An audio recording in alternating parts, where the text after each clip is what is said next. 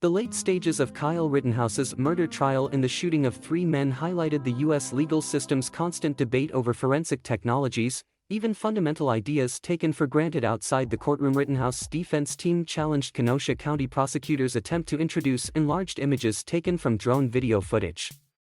Prosecutors said the images were a clear contradiction of Rittenhouse's earlier testimony that he had not pointed his weapon at protesters prior to killing Joseph Rosenbaum. Rittenhouse's defense, though, argued that the method used by a state investigator to enlarge the photos couldn't be trusted to accurately show Rittenhouse's actions. James Armstrong, a senior forensic imaging specialist with the Wisconsin State Crime Lab, acknowledged on the stand Thursday that enlarging an image requires the addition of pixels. But prosecutors said the software Armstrong used is widely accepted, as is the method he used to enlarge the photos. Software programs used to analyze video evidence provide several ways to enlarge photo or videos, based on algorithms. The attorneys' debate over which is more accurate created a technical slog as testimony wound down this week. In one instance, Judge Bruce Schroeder opted to let jurors see the evidence and make their own decision.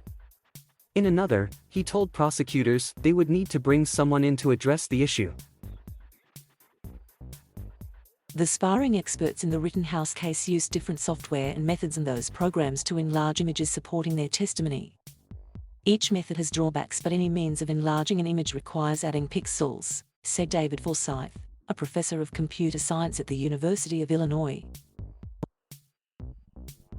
But there is no way that any means of enlarging a photograph will create structures, objects, people, handguns, said Forsyth, who isn't involved in the case. Still, Forsyth said he understands judges who scrutinize the details before allowing similarly technical evidence to go before jury. If someone is going to spend a long time in prison based on evidence, it's probably a good idea that the jury does it based on evidence they understand rather than what they think they understand, Forsyth said.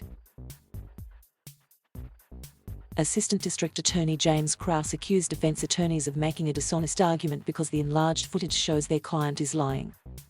The defense team's hired video analyst used similar software to enlarge video footage during his testimony earlier Thursday. Krause noted, "All due respect to Your Honor, I think the defense is trying to take advantage of your lack of knowledge about technology which you've expressed," Krause said.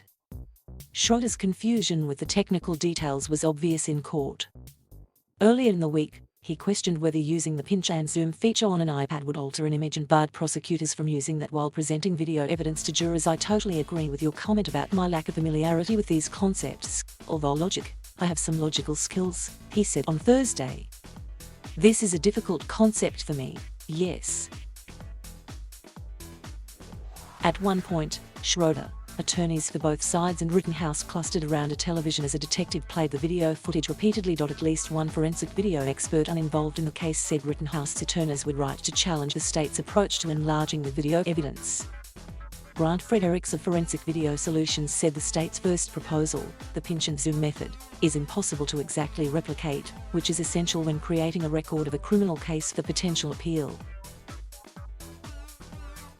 Fredericks said he's testified on video evidence hundreds of times, both for defendants and prosecutors in criminal and civil cases, and instructs law enforcement on video analysis. He said the witness called by Rittenhouse team used video analysis software in a way that could be exactly replicated and stayed in his lane, while the state crime lab expert struggled to justify the method he had used. If a video is not reproduced accurately, one juror might interpret it incorrectly or might see something that they consider to be really clear, Fredericks said.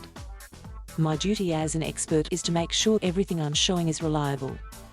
The legal system also tends to be used behind technology advancements," said Stan Goldman, a law professor at Loyola Law School in Los Angeles.